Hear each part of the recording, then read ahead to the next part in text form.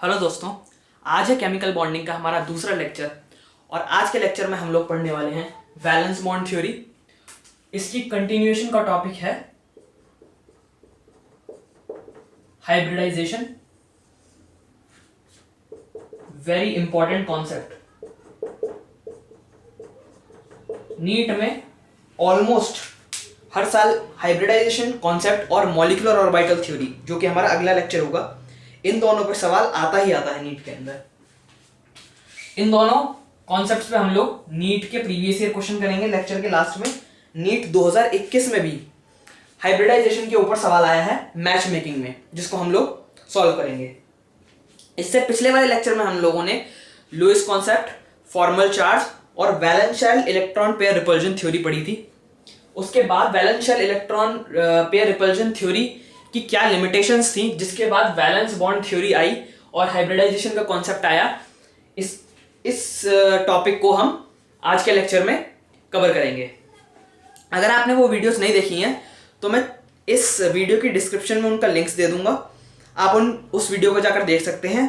Along with that, देखो chemical bonding जो है ना, वो एटॉमिक स्ट्रक्चर से बहुत ज़्यादा लिंक्ड है। तो अगर एटॉमिक स्ट्रक्चर के आपने लेक्चर्स नहीं देखे हैं, और खासकर क्वांटम मैकेनिकल मॉडल के अगर मेरे जो 2 लेक्चर्स हैं वो अगर आपने नहीं देखे हैं और आपको क्वांटम मैकेनिकल मॉडल की नॉलेज नहीं है, तो आपको केमिकल बॉन्डिंग में बहुत दिक्कत आने वाली है, और खासकर इस लेक्चर में बहुत ज़्यादा दिक्कत आने वाली है।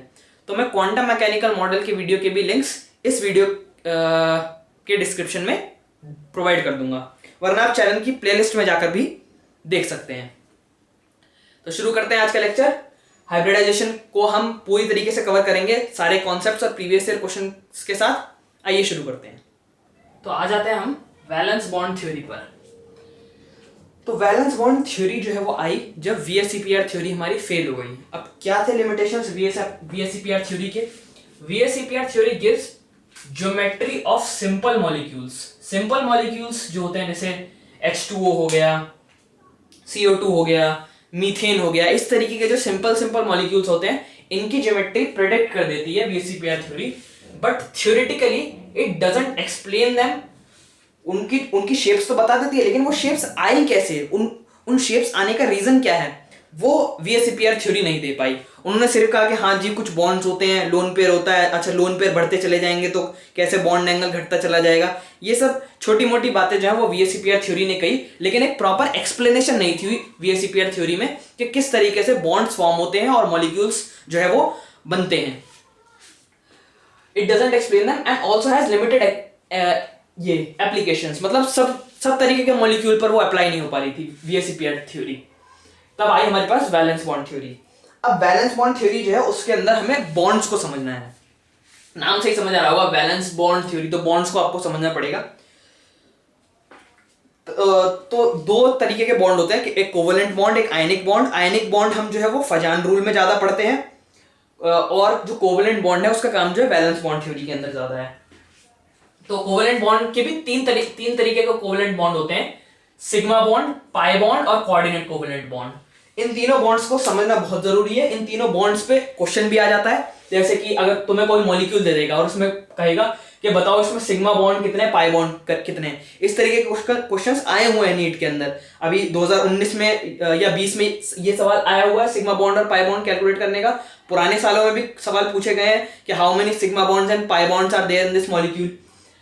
तीसरी चीज जो कोऑर्डिनेट कोवेलेंट बॉन्ड है, वो भी बड़ा स्पेशल टाइप का बॉन्ड होता है, तो इसके बारे में भी जानना जरूरी है। इसके ऊपर भी जो है विच of the following molecules is polar, non polar, इस तरीके के सवाल में कोऑर्डिनेट कोवेलेंट बॉन्ड आ सकता है, और आपको डिटेल भी पता होनी चाहिए कोऑर्डिनेट कोवेलेंट बॉन्ड की। अच्छा सवाल बन सकता है कोऑर्डिनेट कोवेलेंट बॉन्ड पे। तो सबसे पहले हम जानते हैं सिग्मा बॉन्ड के बारे में। सिग्मा बॉन्ड बनता कैसे है? सिग्मा बॉन्ड बनता है ऑर्बिटल्स जो है वो फेस टू फेस या हेड ऑन या लीनियर, ये 3 नाम है, face to face, head on या लीनियर ओवरलैप होना चाहिए ऑर्बिटल्स का। जैसे जो s ऑर्बिटल है, p ऑर्बिटल है, d ऑर्बिटल है, इनके शेप्स है ना, तो जो शेप्स हैं उनके अंदर जो जैसे s, जैसे यहाँ पे देखो ss ओवरलैप, तो यहाँ पर एकदम हेड ऑन ओवरलैप हो रहा है ss ऑर्बिटल का। s और pz का एकदम हेड ऑन ओवरलैप हो रहा है, pz इसमें घुस जा रहा है s वाले के अंदर। अच्छा pz एक pz दूसरे pz में घुस सकता है। तो ये 3 तरीके के जो है सिग्मा बॉन्ड बनते हैं। अच्छा इसके अंदर मान के चल रहे हैं हम कि z axis is internuclear axis. जो स्टैंडर्ड इंडियन ऑथर्स हैं वो मान के चलते हैं कि जेड एक्सिस जो है वो इंटरन्यूक्लियर एक्सिस है, उसके हिसाब से ये सारी बॉन्ड्स, या आगे भी हम पाई बॉन्ड पढ़ेंगे कि पाई बॉन्ड के अंदर किस तरीके के एटॉमिक ऑर्बिटल्स जो है वो ओवरलैपिंग करते हैं। तो ये सब मान के चल रहे हैं, हम लेट करके चल रहे हैं कि जेड एक्सिस जो है वो इंटरन्यूक्लियर एक्सिस है।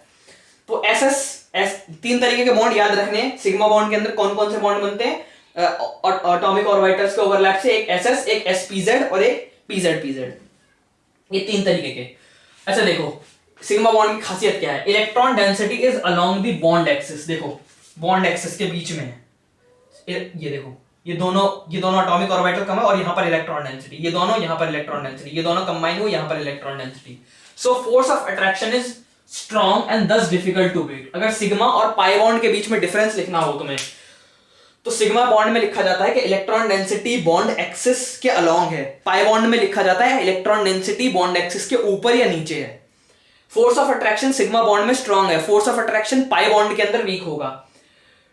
सिग्मा बॉन्ड जो है वो डिफिकल्ट होता है तोड़ने में और पाई बॉन्ड जो है वो इजीली ब्रेक हो जाता है।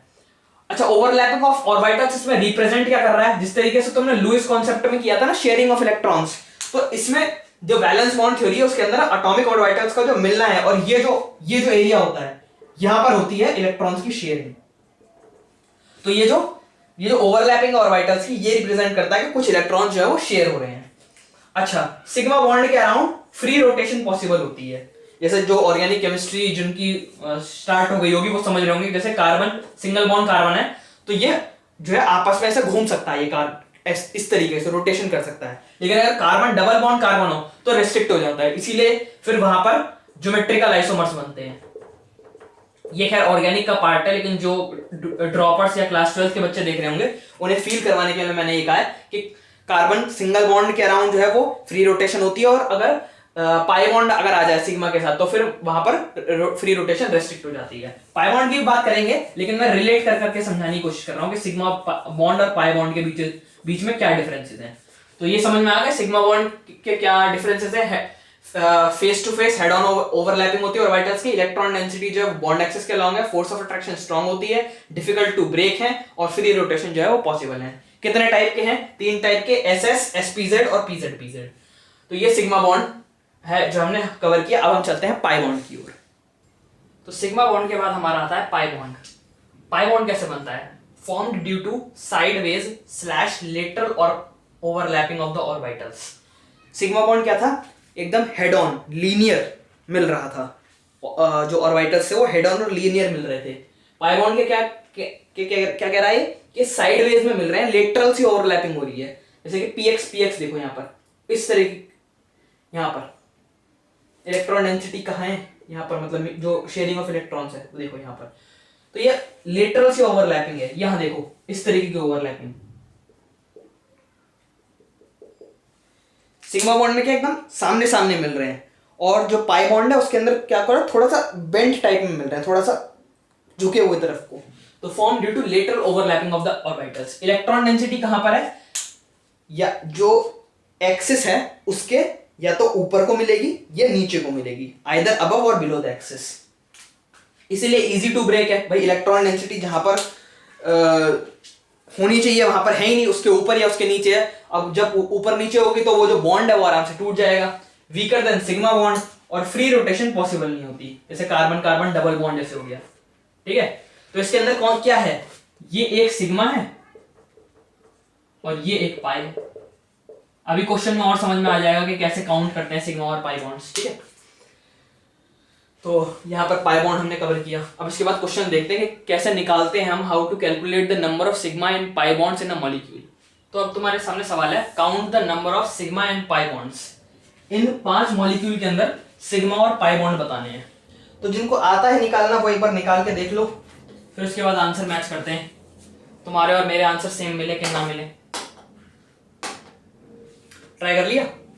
वीडियो को पॉज करके एक बार इस क्वेश्चन को ट्राई कर लेना अगर आता है तो, वरना तो मैं सॉल्व कर ही रहा हूं। तो शुरुआत करते हैं सबसे सिंपल से मॉलिक्यूल से, एफ से। अभी उल्टी तरफ चलेंगे हम, F E D C B A, क्योंकि कई लोगों को अभी ऑर्गेनिक केमिस्ट्री नहीं आती होगी तो उनको ये मुझे समझाना पड़ेगा। तो पहले मैं बॉन्ड्स कैलकुलेट करना बता देता हूं, उसके बाद यहां तक पहुंचेंगे। तो ये है H2SO4 हमारा सल्फ्यूरिक एसिड, इस तरीके का स्ट्रक्चर होता है इसका। अभी स्ट्रक्चर से लेना देना नहीं है तुम्हें, ये कैसे आता है, क्यों आता है, वो सब प्रैक्टिस से और जब हम और सारे क्वेश्चंस करेंगे उससे सीख जाओगे। H2SO4 देखो, अब S डबल बॉन्ड O और OH, ठीक है। अब देखो एक तो ये OH, अब इसको मैं जरा सिंप्लीफाइड में देखता हूं। ये OH का जो बॉन्ड है ये O भी तो इस H से कनेक्टेड है, तो इसको तुम देखना चाहोगे, इस तरीके से बॉन्ड है ये।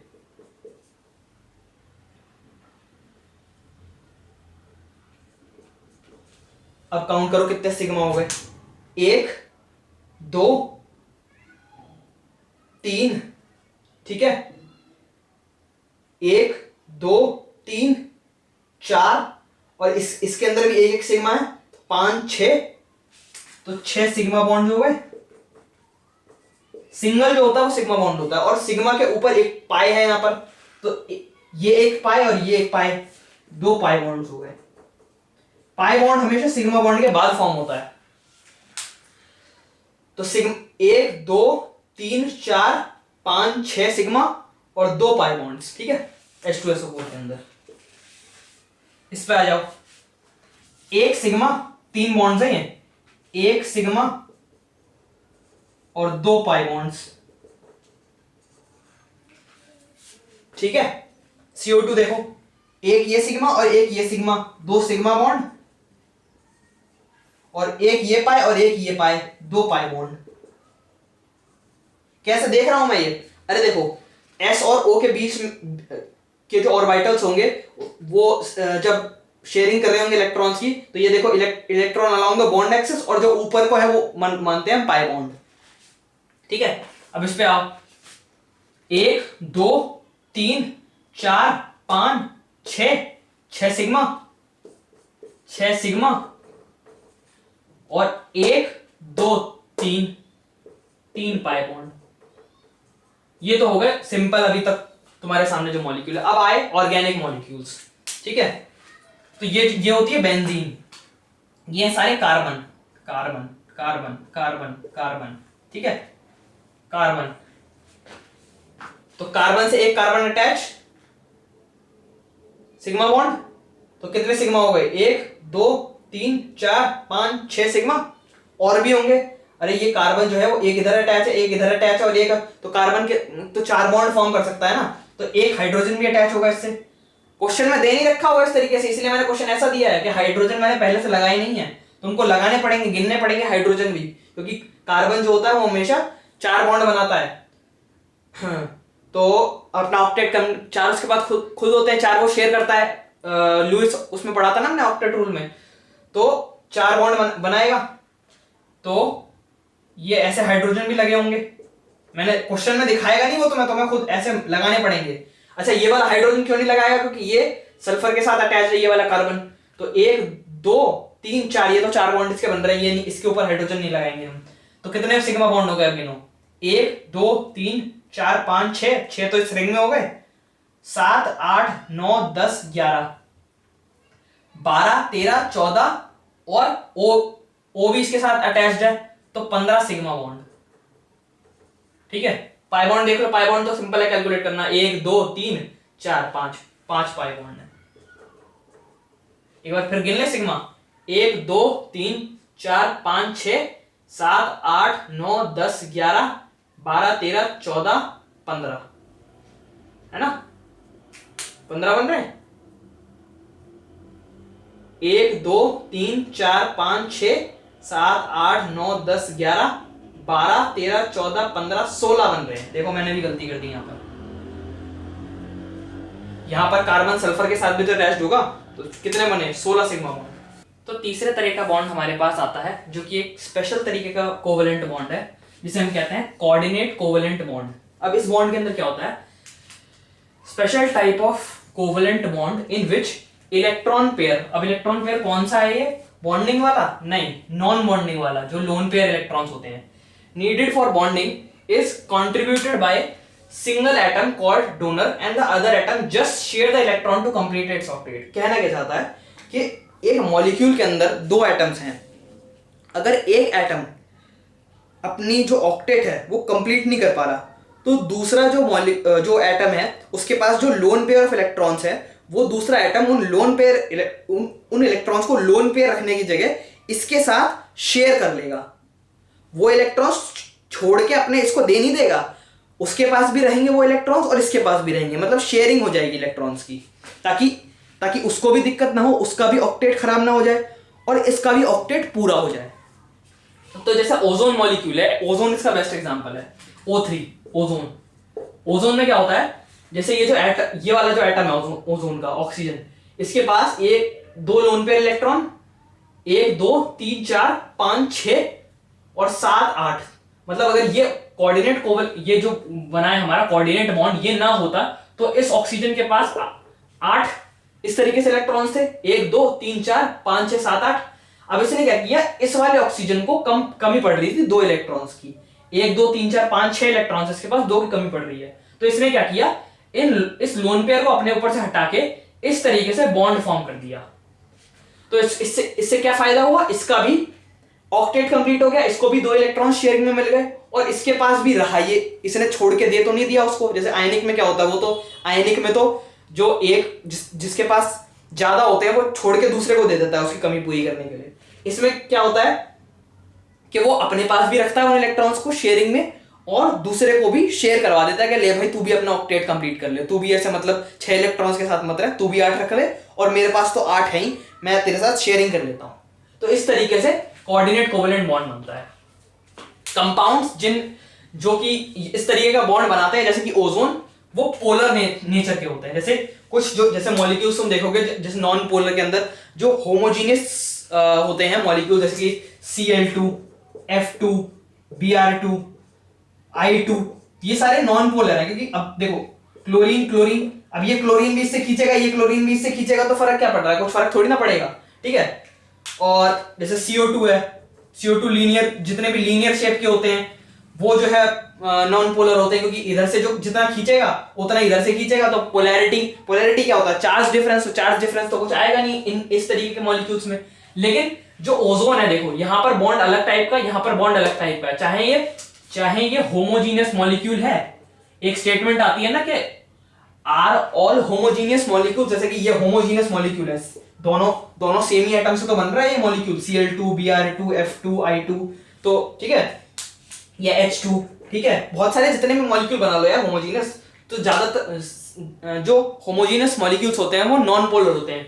लेकिन ओजोन ऐसा है जो कि होमोजीनियस मॉलिक्यूल है लेकिन नॉन पोलर है। क्यों? क्योंकि उसके दोनों बॉन्ड्स अलग अलग टाइप के हैं। ये सिग्मा और पाई बॉन्ड है, सिग्मा बॉन्ड और पाई बॉन्ड, और ये वाला क्या है, ये है कोऑर्डिनेट कोवेलेंट बॉन्ड। तो जब बॉन्ड ही अलग तरीके के हो जाएंगे तो फिर चार्ज डिफरेंस भी अलग तरीके का होगा, चार्ज डिफरेंस प्रोड्यूस हो जाएगा।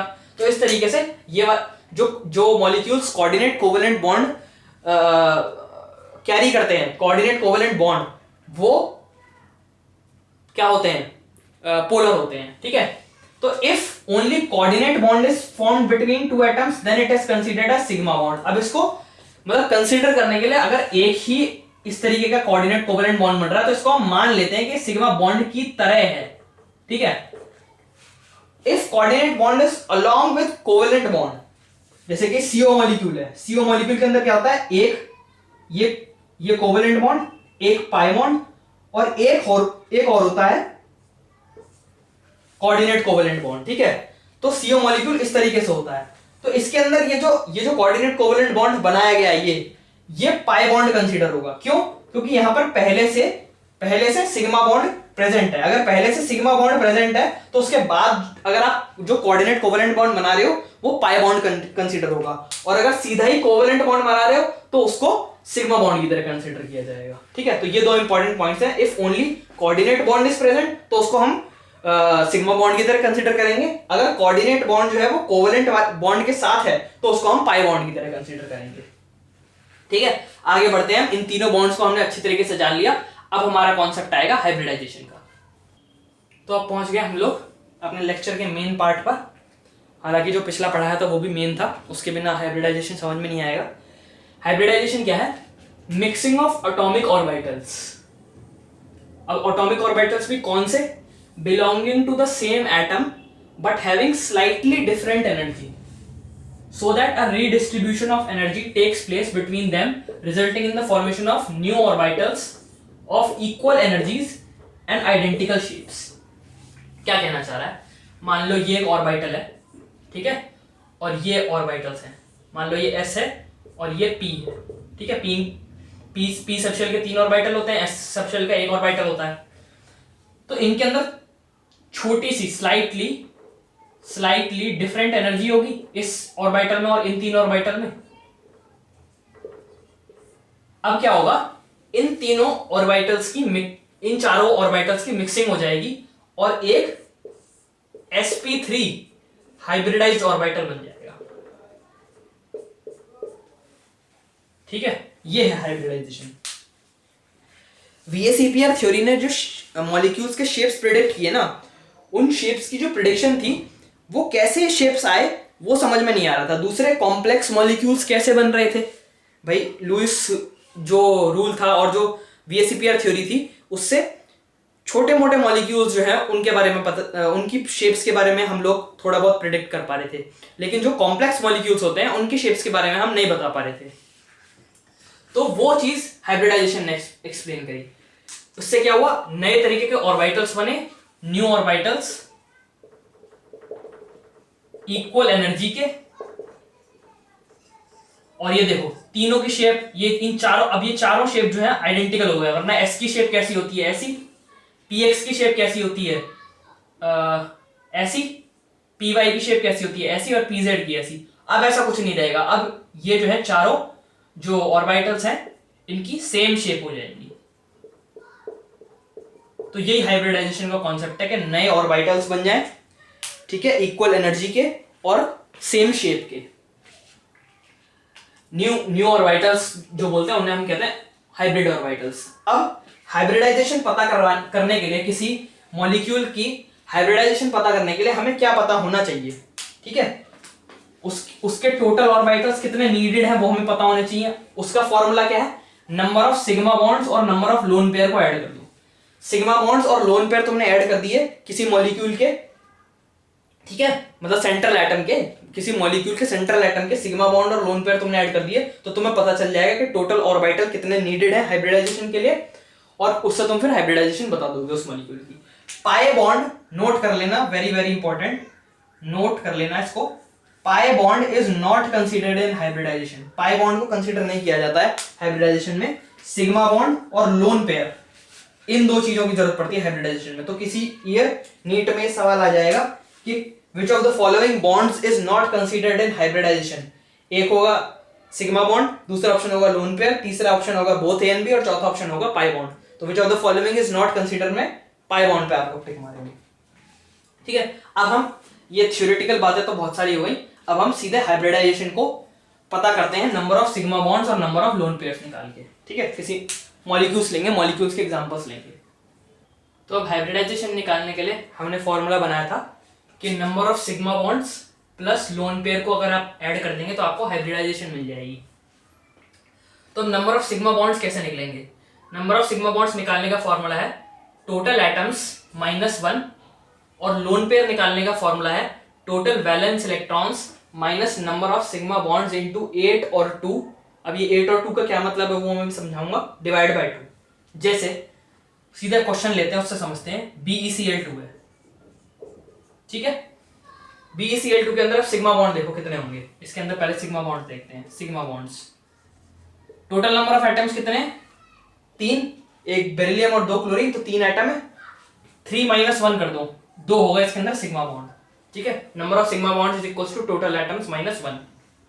लोन पेयर देखो, लोन पेयर निकालने के लिए टोटल वैलेंस इलेक्ट्रॉन्स, तो टोटल वैलेंस इलेक्ट्रॉन्स देखो, बेरिलियम के कितने वैलेंस इलेक्ट्रॉन्स होते हैं, 2 वैलेंस इलेक्ट्रॉन्स बेरिलियम के, ठीक है, और क्लोरीन के कितने होते हैं, lithium, beryllium, boron, carbon, nitrogen, oxygen, fluorine, तो जितने फ्लोरीन के उतने ही क्लोरीन के, 7, 7 दूनी 14, 14 + 2 16, ठीक है। तो 16 minus number of sigma bonds 2 थे इनटू 8, तो 8 2 = 16 डिवाइड बाय 2, तो लोन पेयर कितना हो गया 0। 16 - 16 0, तो 0 divide by 2 is equal to 0 into 8। और 2 कब करते हैं, मतलब 2 से मल्टीप्लाई कब करते हैं वो भी देखेंगे। तो सिग्मा बॉन्ड्स कितने, 2, लोन पेयर कितने 0, तो हाइब्रिडाइजेशन क्या हो जाएगी इसकी, हाइब्रिडाइजेशन, हाइब्रिडाइजेशन मतलब ऑर्बिटल से पता लगेगा। तो सिग्मा बॉन्ड्स 2, लोन पेयर 0, तो हाइब्रिडाइज्ड ऑर्बिटल कितने हो गए, 2, हाइब्रिडाइज्ड ऑर्बिटल 2, तो एक s और एक p, भाई s और p s के अंदर ये वाला हाइब्रिडाइजर होगा और p के अंदर इनमें से कोई एक हाइब्रिडाइजर होगा, तो इसकी हाइब्रिडाइजेशन कितनी हो गई, sp हाइब्रिडाइजेशन।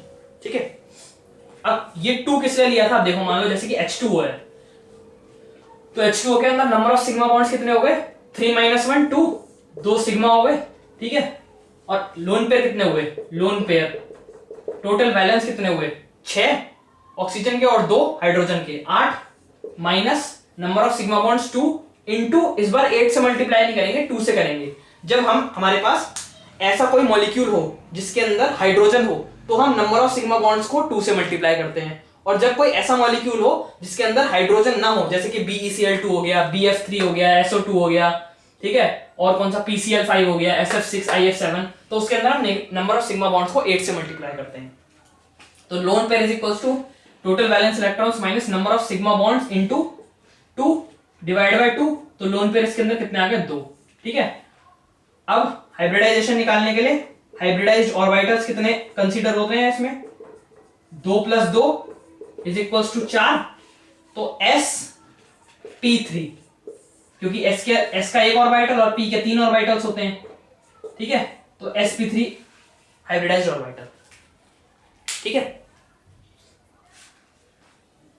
अगर क्या बोलते हैं, 2 आया तो sp, 3 आया तो sp2, 4 आया तो sp3, 5 आया तो sp3d, ठीक है, 6 आया तो sp3d2 और 7 आया तो sp3d3, ये पता होना चाहिए। ठीक है, sp, sp2, sp3, sp3d, sp3d2 और sp3d3। ठीक है, और मॉलिक्यूल्स देखते हैं, हम उनसे पता करते हैं, और एक और फॉर्मूला देखते हैं, जैसे कि BeCl2, अगर तुम्हें ये वाला जो फॉर्मूला जो मैं बता रहा हूं, ये उन मॉलिक्यूल्स के लिए वैलिड होगा जिसके अंदर हाइड्रोजन नहीं होता।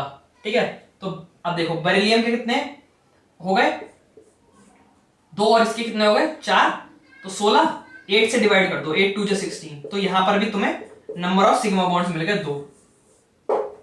आगे और क्वेश्चंस करते हैं, उनसे और पता चलेगा। अब जैसे कि मॉलिक्यूल्स लेते हैं हम, BF3 ले लो, BF3 की हाइब्रिडाइजेशन निकालें हम। बोरोन के कितने valence electron, 3 valence electrons boron के, और फ्लोरीन के 7 होते हैं, 7 3 से 21, तो 21 + 3 24, 8 से डिवाइड कर दो, 8 3 से 24, यानी 3 सिग्मा बॉन्ड, यहां पे जो रिप्रेजेंट होते हैं वो होते हैं sigma bond, 3 sigma bond, 3 sigma bond के लिए क्या बताया था, sp2। ठीक है, तो sp2 इसकी हाइब्रिडाइजेशन होगी। SO2 का देखते हैं, सल्फर 6 वैलेंस, ऑक्सीजन के भी 6 वैलेंस होते हैं, 6 × 2 12, 12 + 6 18 हो गया, 18, 8 2 16, यहां नीचे 2 आया। अब इस 2 को ना, मतलब जो भी डिजिट यहां पे आती है उसको 2 से डिवाइड करना होता है। हमने क्या कर रहे थे, लोन पेयर निकालने के लिए 2 से डिवाइड कर रहे थे ना, यहाँ पे 2 से डिवाइड कर रहे थे ना, तो यहां पर भी ये लोन पेयर, ये सिग्मा बॉन्ड की रिप्रेजेंटेशन है, इधर वाली सिग्मा बॉन्ड, यानी 2 सिग्मा बॉन्ड होंगे, और ये लोन पेयर की रिप्रेजेंटेशन है, तो लोन पेयर को डिवाइड करता है 2 से, तो यहाँ पे कितना हो गया, 1 लोन पेयर, तो 2 bond pair, 1 lone pair, 2 bond pair और 1 लोन पेयर, तो number of sigma bonds plus lone pair ही तो हाइब्रिडाइजेशन होती है, यानी 3 हो गया, तो 3 के लिए क्या है, दोबारा से sp2, ये sp2 hybridised with 1 lone pair है, ये खाली sp2 हाइब्रिडाइज्ड है, इसके अंदर कोई लोन पेयर नहीं है। अच्छा, ये वाला फॉर्मूला मैंने बताया था कि उन मॉलिक्यूल्स के लिए वैलिड है जिनके अंदर हाइड्रोजन नहीं होता, जैसे कि SO2 के अंदर हाइड्रोजन नहीं है, BF3 के अंदर हाइड्रोजन नहीं है। अगर मैं यहाँ पर CH4 ले लूं, तो CH4 में ये वाला फॉर्मूला नहीं लगेगा। ठीक है, उसके लिए क्या है, ये वाला बेसिक वाला लगाना पड़ेगा, ये हमेशा एप्लीकेबल है, ऑलवेज वैलिड, ये तुम किसी में भी लगा सकते हो, चाहे वो हाइड्रोजन कंटेनिंग हो चाहे ना हो। तो पर ये वाला क्या होता है, इजी होता है, ज्यादा जल्दी निकल जाता है, इसलिए जो मॉलिक्यूल्स के अंदर हाइड्रोजन ना हो तो ये वाला फॉर्मूला लगा लेना। ठीक है, अब CH4 के अंदर सिग्मा बॉन्ड कितने हैं, 4, क्योंकि टोटल एटम्स कितने हैं 5, 5 minus 1 is equal to 4। Lone pair कितना हो गया, वैलेंस कितने हैं कार्बन के 4 और इसके हाइड्रोजन के 4 कितने हो गए 8 minus number of sigma bonds कितने 4 इंटू 2 डिवाइड बाय 2, तो कितना हो गया लोन पेयर 0। तो 4 सिग्मा बॉन्ड किस हाइब्रिडाइजेशन में होते हैं, sp3 हाइब्रिडाइजेशन में। ये नोट कर लो। 2 अगर आ रहा है हाइब्रिडाइज्ड ऑर्बिटल तो sp, 3 आ रहा है तो sp2, 4 आ रहा है तो sp3, 5 आ रहा है तो sp3d, 6 आ रहा है तो sp3d2 और 7 आ रहा है तो sp3d3। ठीक है, ये वाले के निकालो, जैसे PCl5 का निकाल के देख लो एक बार। PCl5 फॉस्फोरस के कितने, sodium magnesium aluminium silicon phosphorus 5 phosphorus के। ठीक है, क्लोरीन का 7 होता है, तो 7 5 35, 35 प्लस 5 कितना हो गया 40, 8 5 40। अब देखो 5 किसके होते हैं, 5 लोन पेयर तो आया नहीं क्योंकि कट गया, 8 5 40 0 आ गया लोन पेयर, तो सिग्मा बॉन्ड 5 है, तो 5 किस में आता है sp3d में। तो PCl5 की हाइब्रिडाइजेशन क्या होगी sp3d। SF6 देख लो, SF6 सल्फर का 6 और फ्लोरीन का 7, 7 6 42, 42 प्लस 6 48 और 8 6 48 होता है, तो 6 किसका आता है sp3d2 का। तो इस तरीके से हाइब्रिडाइजेशन तुम निकाल सकते हो इजीली। जिसके अंदर हाइड्रोजन नहीं होता उसके अंदर ये वाला मेथड लगाओ, 8 से डिवाइड करने वाला, इधर सिग्मा बॉन्ड और इधर जो भी नंबर है उसको 2 से डिवाइड कर दोगे तो तुम्हें लोन पेयर मिल जाएगा। तो ये हो गया जिसके अंदर हाइड्रोजन नहीं होते। जिनके अंदर हाइड्रोजन होते हैं जैसे कि CH4 अमोनिया H2O, इस तरीके के जो मॉलिक्यूल्स होते हैं उनके अंदर ये वाला formula, number of sigma bonds is equals to total atoms minus 1, lone pair is equals to total valence electrons minus number of sigma bonds into 8 तब जब हाइड्रोजन कंटेनिंग ना हो, और 2 से मल्टीप्लाई तब करना है नंबर ऑफ सिग्मा बॉन्ड्स को जब हाइड्रोजन कंटेनिंग हो, जैसे कि मीथेन के अंदर, डिवाइड बाय 2 तो लोन पेयर मिल जाएगा तुम्हें। Number of sigma bonds plus lone pair कर दोगे तो हाइब्रिड ऑर्बिटल्स मिल जाएंगे। तो हाइब्रिड ऑर्बिटल्स अगर 4 आया तो sp3, 5 आया तो sp3d। तो इस तरीके से तुम्हें देखना है, ये जो मैंने बताया है कि 2 है तो sp, 3 है तो sp2, 4 है तो sp3, 5 है तो sp3d, 6 है तो sp3d2, 7 है तो sp3d3। अब जो हाइब्रिडाइजेशन है उसके अंदर शेप्स भी होते हैं, तो उन शेप्स की मैं टेबल बनाने वाला हूं, उन शेप्स को नोट कर लो। उनके कुछ एग्जांपल्स हैं, एग्जांपल्स तो अगर मैं ना भी लिखूं वैसा कोई जरूरत नहीं है, तुम खुद ही जब उनकी शेप्स पता होगी तो मतलब हाइब्रिडाइजेशन पता होगी और एंगल पता होगा तो तुम अपने आप निकाल लोगे शेप्स को। आगे देखते हैं। तो अभी तक हमने बात की हाइब्रिडाइजेशन की। हाइब्रिडाइजेशन हम कैसे निकालते हैं, सिग्मा बॉन्ड्स और लोन पेयर का इस्तेमाल करके। सिग्मा बॉन्ड निकालने का हम लोगों ने फॉर्मूला बताया, टोटल एटम्स में से 1 माइनस कर दीजिए, और लोन पेयर निकालने का फॉर्मूला हमने बताया total valence electrons minus number of sigma bonds into 8 और 2 से मल्टीप्लाई कब होगा, जब मॉलिक्यूल के अंदर हाइड्रोजन हो, होल डिवाइड बाय 2, इससे हम लोन पेयर निकाल सकते हैं। उसके बाद अब हाइब्रिडाइजेशन जब हमने निकाल दी, तो ये जो हाइब्रिडाइजेशन है इनसे क्या क्या मॉलिक्यूल की ज्योमेट्री और शेप्स प्रिडिक्ट होते हैं उसके ऊपर हम बात करेंगे। जैसे कि sp हाइब्रिडाइजेशन, जिसका एग्जांपल है BeCl2। BeCl2 के अंदर जब आप सिग्मा बॉन्ड्स और लोन पेयर को कंबाइन करेंगे तो जो हाइब्रिडाइज्ड ऑर्बिटल्स आएंगे वो 2 आएंगे, और 2 हाइब्रिडाइज्ड ऑर्बिटल्स के लिए क्या हाइब्रिडाइजेशन होती है sp।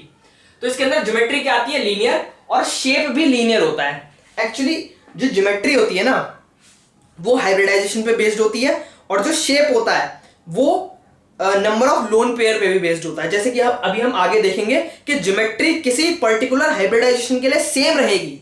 नोट कर लो, ज्योमेट्री किसी पर्टिकुलर हाइब्रिडाइजेशन के लिए सेम रहेगी, लेकिन जैसे जैसे नंबर ऑफ लोन पेयर्स बढ़ते चले जाएंगे उस हाइब्रिडाइजेशन में, वैसे वैसे शेप बदलता चला जाएगा, ज्योमेट्री वही रहेगी।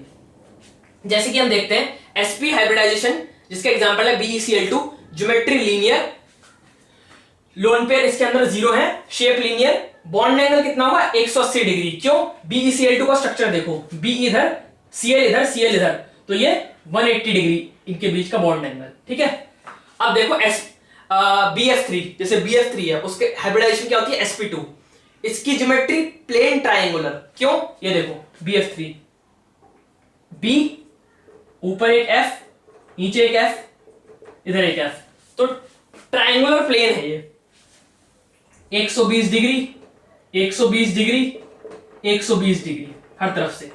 ठीक है, तो बॉन्ड एंगल कितना है इसका 120 डिग्री। अब देखो sp2 hybridise with one lone pair, जो कि एग्जांपल है SO2 का, ठीक है। ज्योमेट्री प्लेन ट्रायंगुलर ही रहेगी, लेकिन शेप बदल जाएगी। शेप क्या हो जाएगी? एंगुलर बेंट या V shape.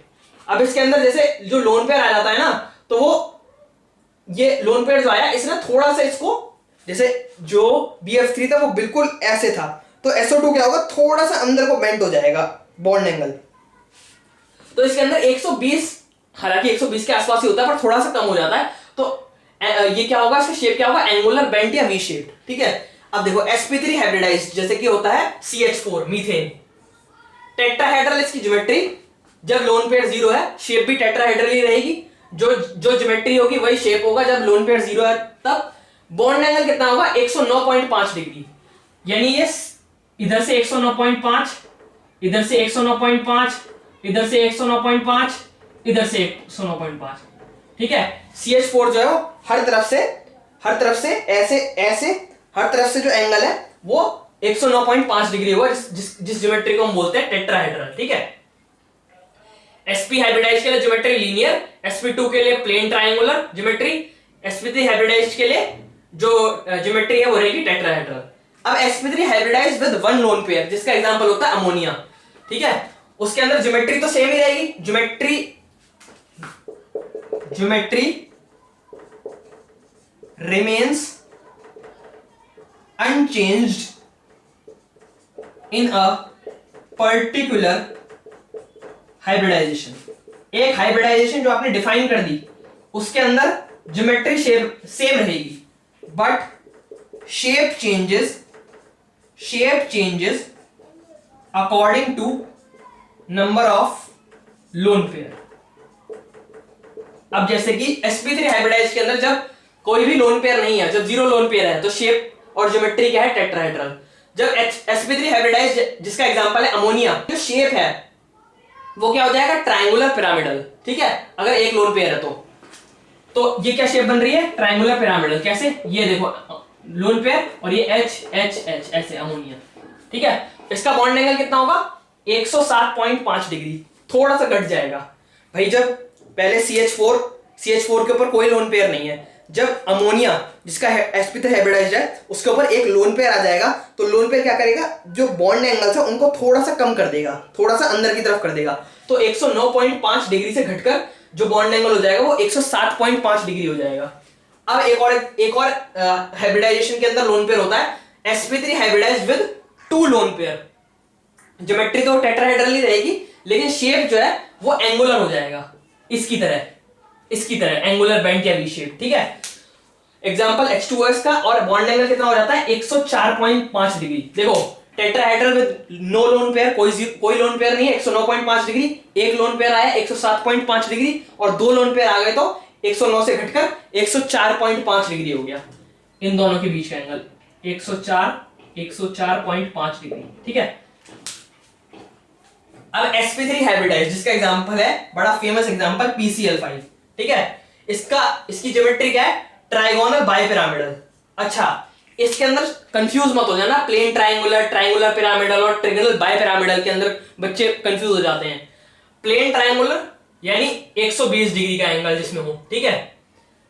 Triangular pyramidal structure, pyramid देखा कभी, इजिप्ट में जो पिरामिड होते हैं आज उनकी उसकी इमेज देखना, थोड़ा ऐसे को होते हैं वो एंगल, एकदम 3 तिकोने में नहीं होते, उसके 4 तरीके कैसे तिकोने होते हैं।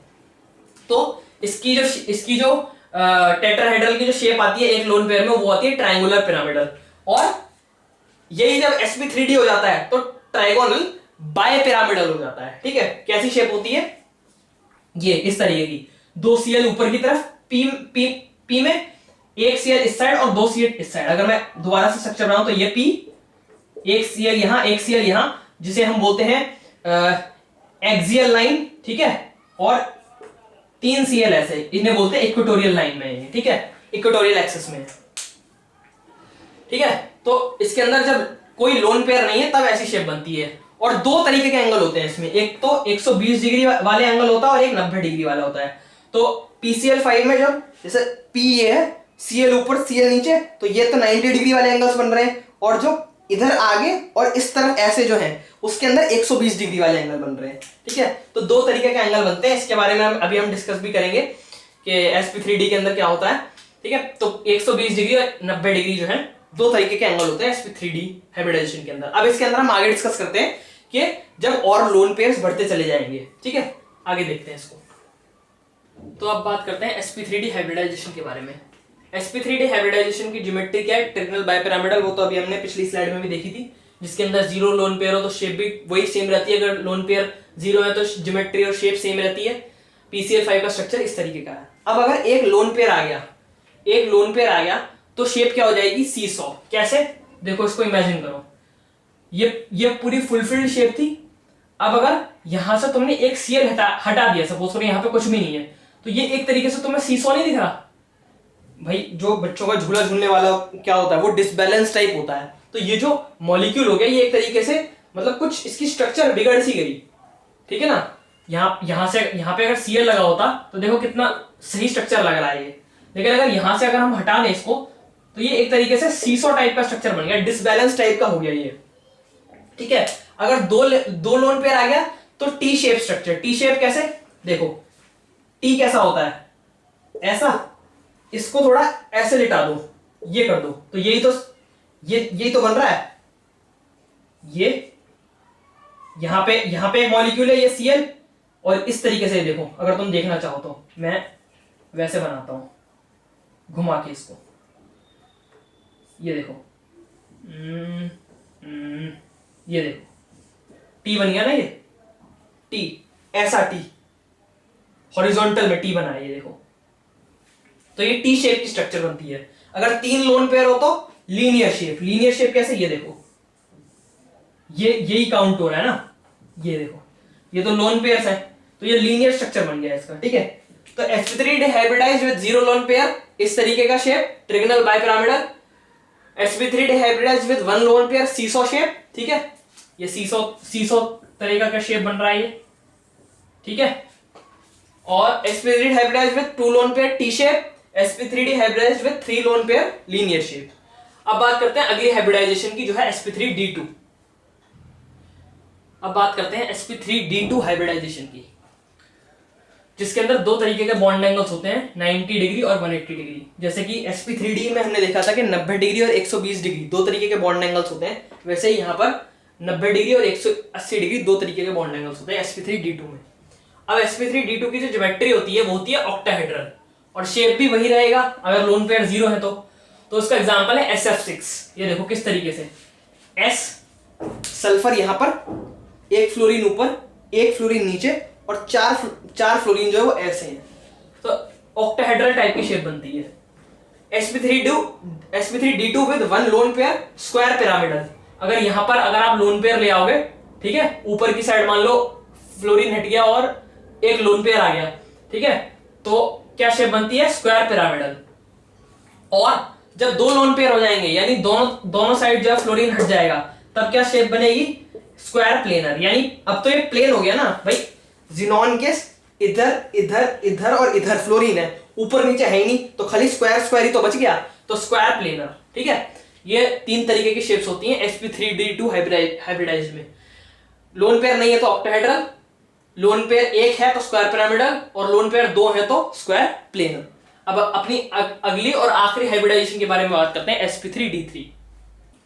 तो हमारी आखिरी हाइब्रिडाइजेशन जो है वो है sp3d3, जिसकी ज्योमेट्री होती है पेंटागोनल बाइपिरामिडल। अगर लोन पेयर जीरो होता है तो किस तरीके का स्ट्रक्चर बनता है, ये इस तरीके का।